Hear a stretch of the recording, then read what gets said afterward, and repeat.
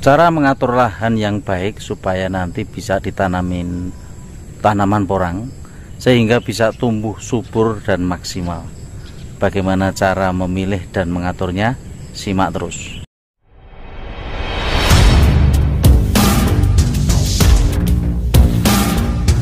Assalamualaikum warahmatullahi wabarakatuh. Lahan yang ada di Indonesia selama itu bermusim tropis, di mana ada waktu hujan dan ada waktu kemarau, itu semuanya bisa ditanami. Bagaimana cara mensiasati tanaman atau lahan untuk tanaman porang yang baik ya. Saat ini saya berada dalam sebuah lahan yang ini rencananya nanti bulan 8 setelah ini tanaman kacang ini selesai, nanti akan kita olah lahan. Untuk fermentasi kemarin kita sudah mulai siapkan ya. Untuk bulan 8 nanti kita coba mulai olah lahan. Bagaimana pengolahannya, terus gulutannya itu kayak apa, lahan-lahan ini bagaimana, kita lihat secara lebih jelas. Lahan ini ialah lahan yang masih ditanam kacang tanah ya. Luas lahan di sini tidak begitu luas. Ini berkisar antara sekitar 1.200 meter kurang lebihnya di situ.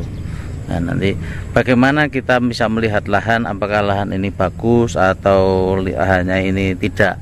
Pada dasarnya semua tanah yang ada di Indonesia yang mempunyai iklim tropis, antara yakni mempunyai iklim hujan dan musim kemarau, itu pasti bisa ditanamin porang kan itu. Intinya bagaimana kalau kita membuat rumah ya, dari medan apapun tentunya kita bisa dibikin rumah mewah. Bagaimanapun dengan tanah ini pun juga tak kira juga tidak jauh berbeda. Tanah yang kayak apapun itu bisa kita olah, bisa kita maksimalkan untuk ditanami tanaman porang nantinya.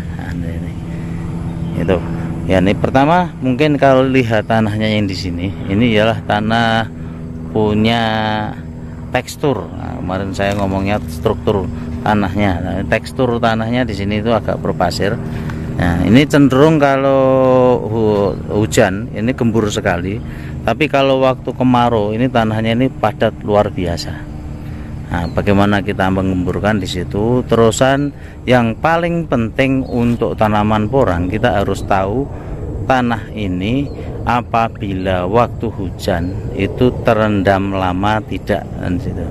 Kalau misalkan terendam cuman waktunya 1 hari, begitu hujan nanti langsung airnya hilang, itu masih kita bisa tanami dengan catatan ya, nanti untuk gulutan kita tinggikan ya, kita gedekan. Terus untuk tanah-tanah yang sudah aman, untuk aman dari air itu pun juga harus diperhatikan. Misalkan dari sini, ini tanah ini yang di ujung sana tanah itu lebih tinggi daripada yang di ujung sini ya, di ujung sini, sehingga gulutannya nanti bikin memanjang kayak gini. Nah, supaya air dari ujung sana nanti langsung bisa mengalir ke sini. Nah, ini tujuannya begitu air hujan deras kayak apapun yang di sana, airnya langsung mengalir ke sini, itu secara otomatis nanti akan langsung tuntas, sehingga tanaman porang kita nanti akan aman. Nah, itu tujuannya di situ. Walaupun kalau kebetulan di sini itu ialah lahan tanpa naungan, karena saya lebih suka untuk porang itu di lahan tanpa naungan ya, karena nanti pertumbuhannya lebih maksimal kan itu.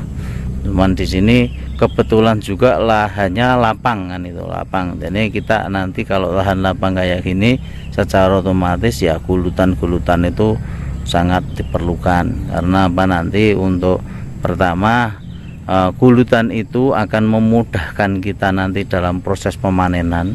Gulutan itu akan mencegah penyakit jamur pada tanaman porang kan itu, sehingga nanti aman dari air, kerendam air, busuk dan sebagainya ya. Kalau ada yang nanti menyatakan jangan takut air, itu dalam artian gulutannya kita tinggikan, bukan dalam artian terendam berhari-hari. Untuk tanaman porang tentunya ya akan beresiko nanti busuk ya kan gitu. Tapi kalau cuman sehari misal kayak terendam terus nanti seharinya sudah hilang lagi, ya secara otomatis aman kan gitu ya, dengan catatan yaitu tadi gulutan ditinggikan supaya air nanti yang ada di bawah. Nah, ini cara mengolah lahan demikian ya, tadi dari ujung ke ujung kita lihat untuk bedengan itu dari yang sana ke sini kan itu. Tapi kalau kemiringan tanah yang sangat luar biasa itu justru malah nanti akan dibikinnya kayak terasiring. Dan ini justru jangan nanti dibikin langsung turun ya. Kalau langsung turun nanti berarti nutrisinya nanti akan cepat hilang. Dan untuk tanah yang sangat miring sekali bisa diolah nanti dengan sistemnya terasiring.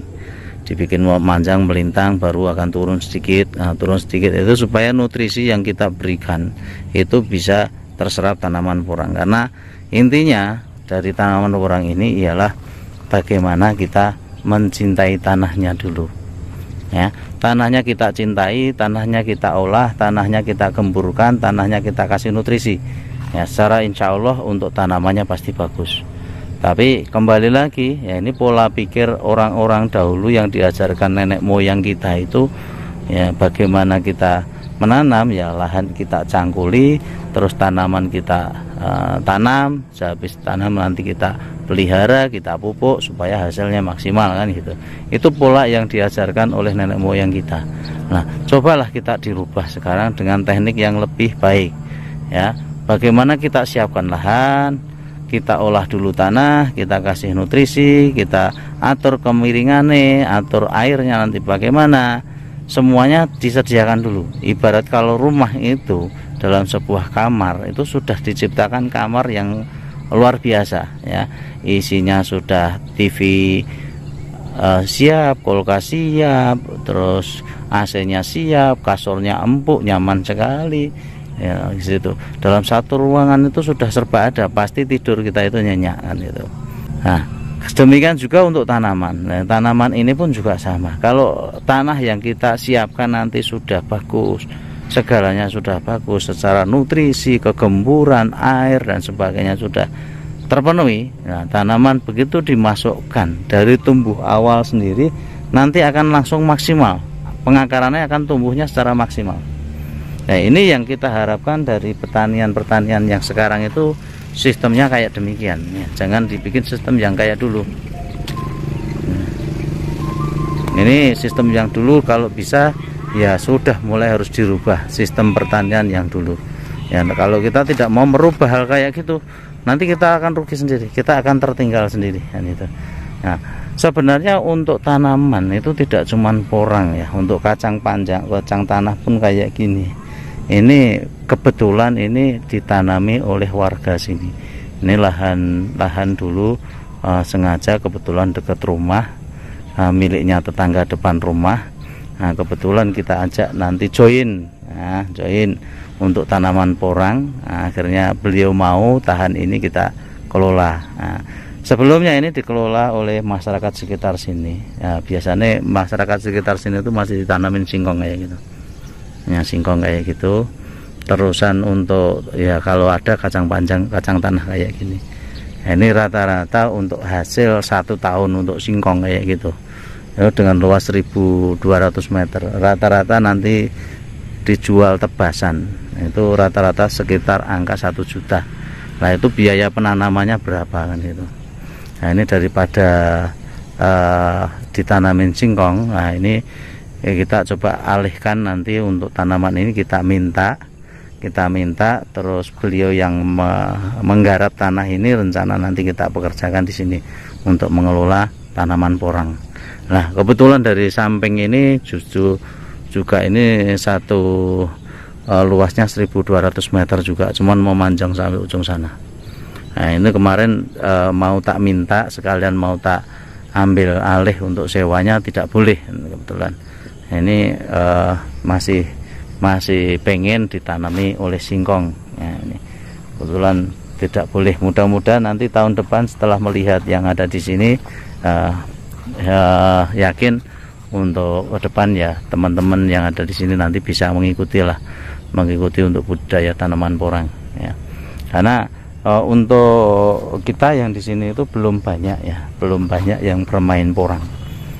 Justru malah kita kedatangan tamu itu dari luar kota yang sangat banyak ya, sangat banyak yang dari luar kota yang saat ini pengen budidaya ya. Biasanya untuk kita ngomong sama tetangga itu agak susah, malah kita dibilang tanaman apa itu, apa nanti ada hasilnya, ada yang nampung enggak, nanti jangan-jangan tidak laku. Itu sudah menjadi makanan pokok bagi kita setiap hari.